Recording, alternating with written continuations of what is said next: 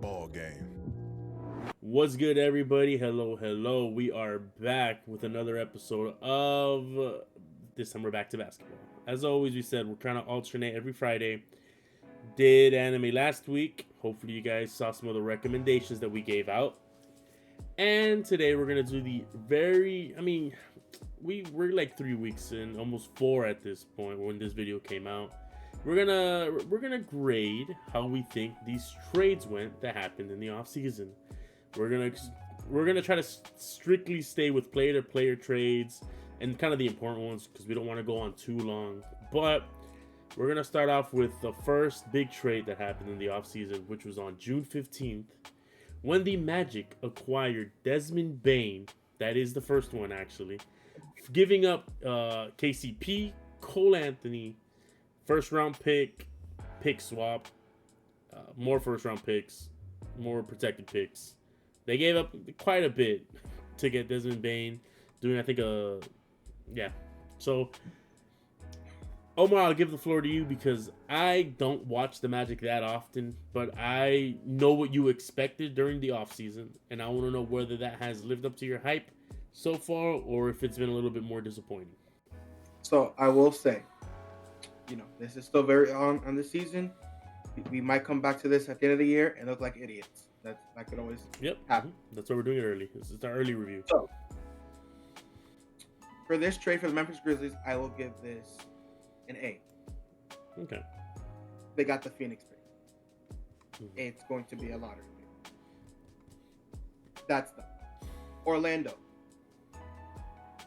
I'm going. Listen, we just lost 5 minutes ago to a Jordan Walsh dagger as to where we're recording this. So I always remind myself the two teams that were in the Eastern Conference Finals last year were the New York Knicks, who started 10 and 15. No, 9 and 11 last year, and the Indiana Pacers that started 10 and 15. It's still early. The Magic are adding the star caliber guard who can average 20. That's not easy to do over the summer. So I'm going to be patient. Now, for the terms of picks, I always see it as to get Desmond Bain, it took about 2 first rounders. The rest of the first rounders were for the Grizzlies to take KCP. Because KCP was so bad, the Magic had to give up. He was a negative asset, so the Magic had to give up draft equity to get off his deal and to acquire Desmond Bain. So with that being said, it's still early. The Magic really, in understanding of what it actually was, they didn't give up 4 first. I don't see it that way. I'm gonna give them an A minus. Okay. What do you? What? I'm not far off. I was gonna say I'm gonna give them a B plus because no matter what, they did add the firing power. They just have to figure out how to use the weapon properly. And like you said, some teams it takes a bit of time for a new player to get put into a system that's very set in stone. So I'll give it a B plus. The drafts, we're gonna have to see how it turns out for Memphis, especially because they're getting worse and they have their own drama right now that they're dealing with. So with these I feel like with these picks, we're gonna see Memphis take a big shift later on in this year where they're gonna be like, nah, we're gonna rebuild. But that's what I'm thinking as of right now from what I'm seeing in the beginning. But like you said, it's very, very early. We could be counting our chickens way too soon, but Yeah, for sure. we're here to talk about what we're seeing. So, official rating B plus or A minus? I'll give it to you. Which one do you want to do? I'm gonna give the Magic an A. Right. They finally put in the assets to try to compete.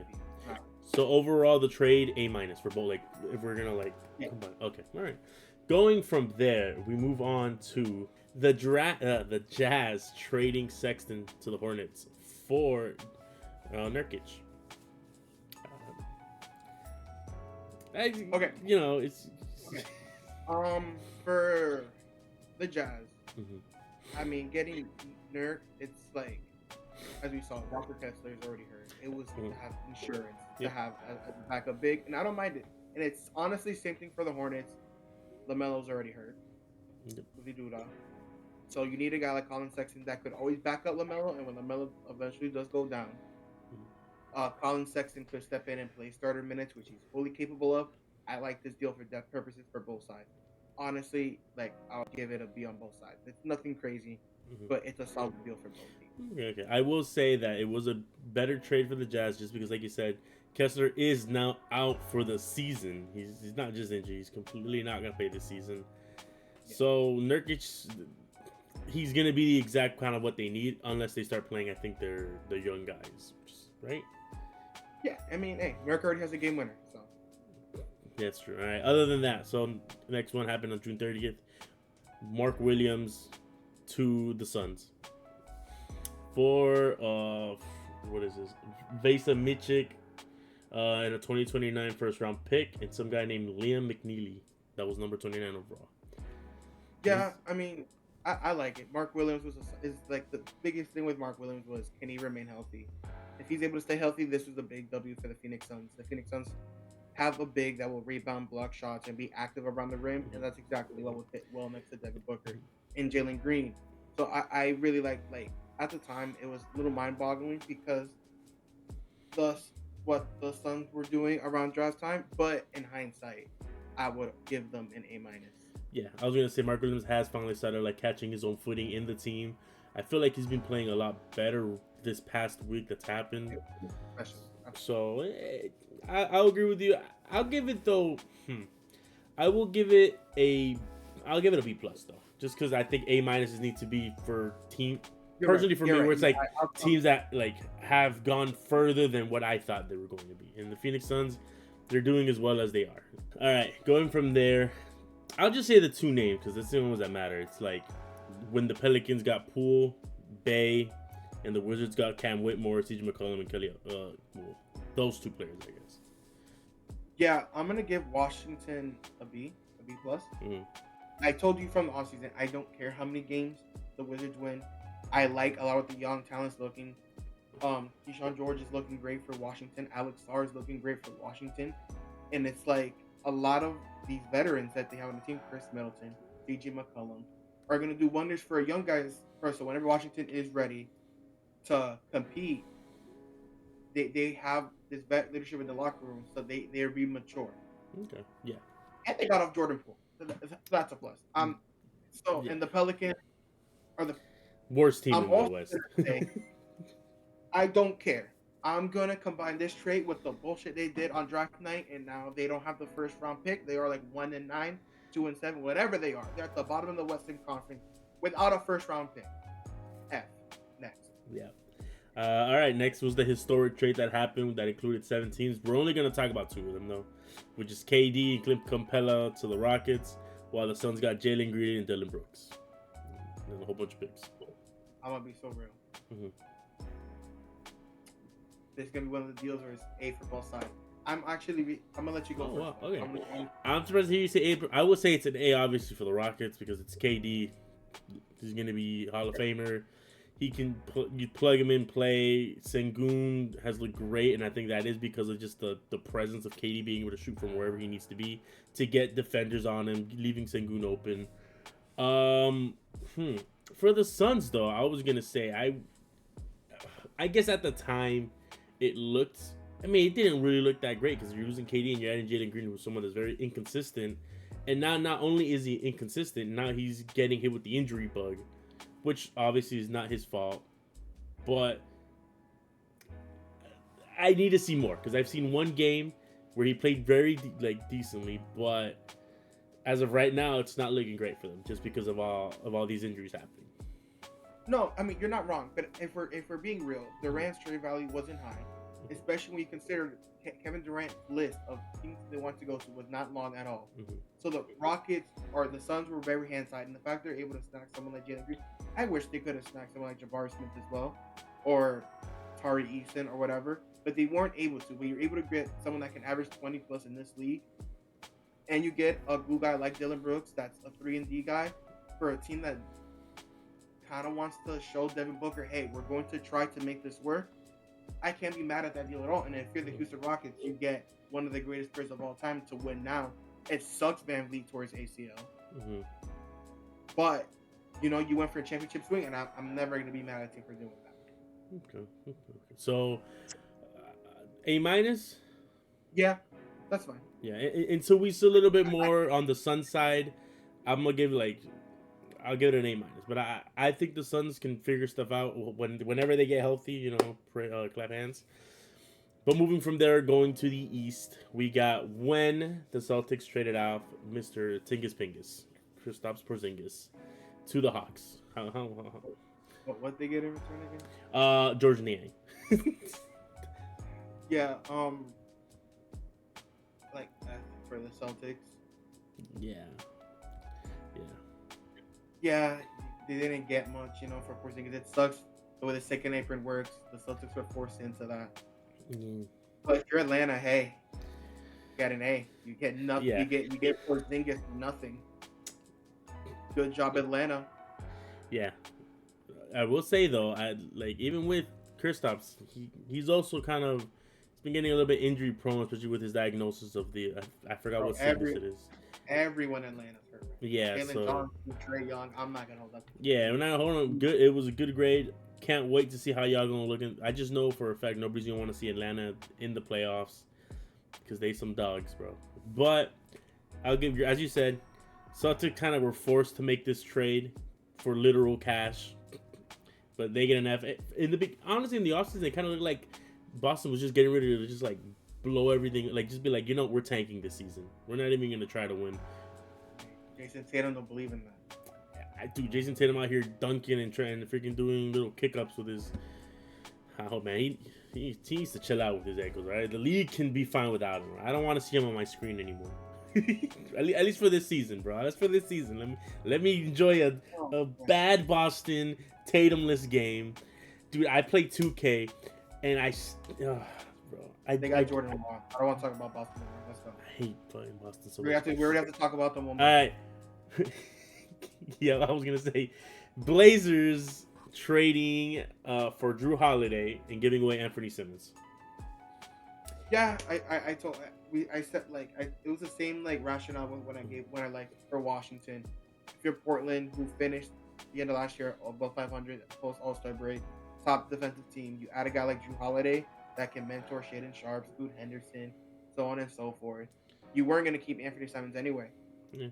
It's not so essentially next year you'll have more of an idea of what you want to move forward with, and you're also adding Damian Lillard to that. Drew Holiday hopefully still around. I can't be mad at Portland. I like that for Portland a lot. And hey, they're still I expect them to be fighting for the playoff lives towards the end of the year, and this is exactly what I like for a young. I love when young teams add veterans, and that's what the Blazers did. I'm gonna give the Blazers a B plus. If you're the Boston Celtics, you saved money, I guess. But at least this time around, you got something. Yeah, that's true. Gave us 25 in the first half tonight, so that's fine. That's cool. I will say though, Drew Holiday has been looking completely different and has like he actually has more.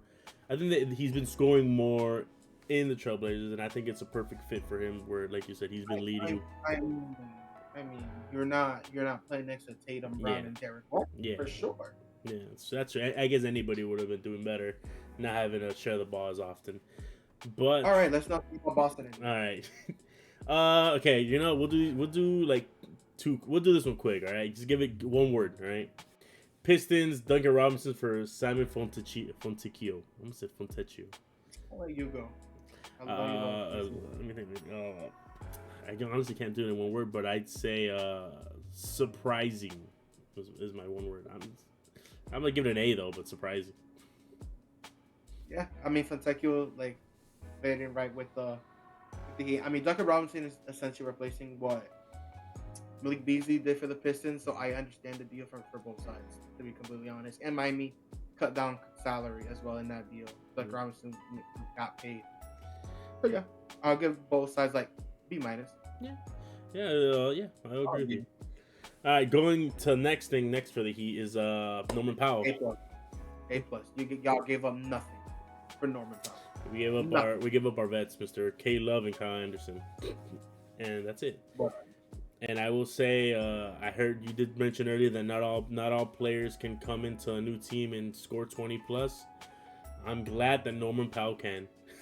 I'm glad know he what? came in. What happened when Tyler Hero's not there to start the year? Yeah, that's true. Yeah, you're right. You're right. But I will say Bam's Y'all also been going crazy. coming. Y'all implements coming. Don't worry about it. We're talking about trades, all right? I Let's mean, see. Let's see. John Collins was a part of that deal though. That ended up going from Utah to the Clippers. Yeah. Clippers suck. So whatever. I mean, the Clippers did really good. John Collins has They been were- very disappointing though for me. I'll be honest. In the Yeah. Clippers, it's just I mean, the Clippers suck overall. They're all old. So whatever. yeah.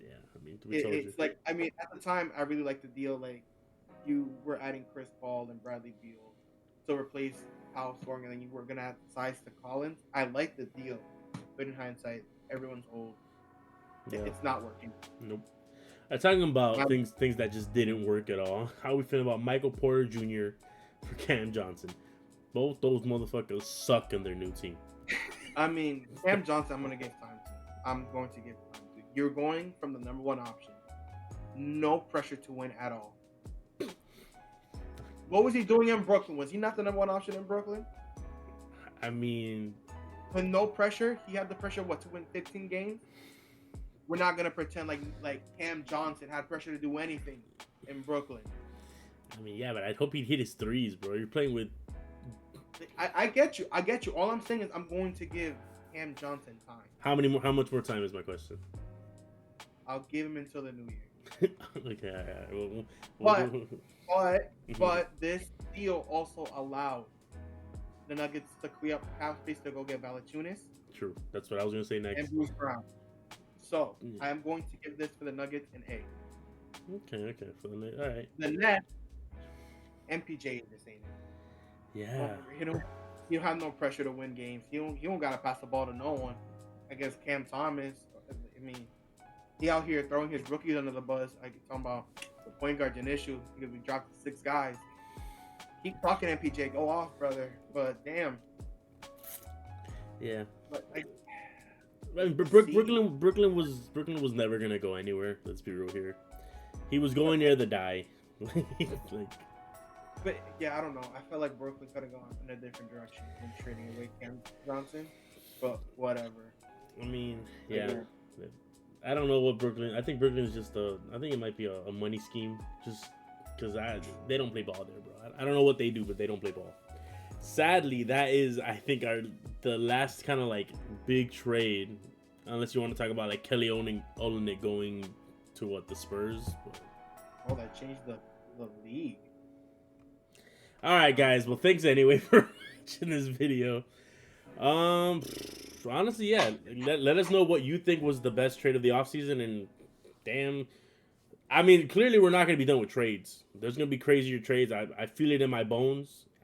I hear every damn person wants the Heat to pick up some random guy that, is losing. But not here or there. Let us know what else you guys would like to see from us, what you guys want us to react to, what animes you want us to watch, what games or teams you want us to specifically focus on that is not about the Magic or the Heat, because we talk about that enough with our little rivalry. But catch us on the next one. We'll see you guys next time. Peace.